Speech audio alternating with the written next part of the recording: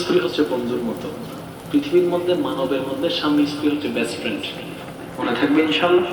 স্বামীর জন্য স্ত্রী, স্ত্রীর জন্য স্বামী, একজন আরেকজনের জন্য বেস্ট ফ্রেন্ড, এবং দুজনের জন্য একজন আরেকজনের জন্য আল্লাহ পাকের নিয়ামত।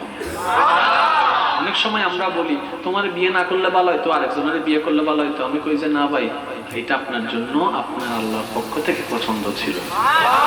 সুখী হলে এখানেই হবেন, আর সুখী যদি না হন কোথাও হবেন না।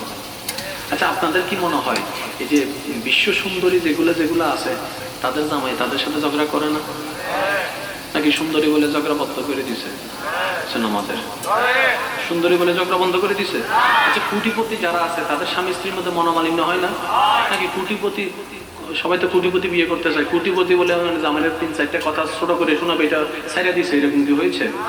না, একসাথে নিচে থাকতে গেলে, একই সাথে বসবাস করতে গেলে অনেক কিছুই হবে। কারণ সবার মন মানসিকতা একও নয়, সবসময় একও থাকে।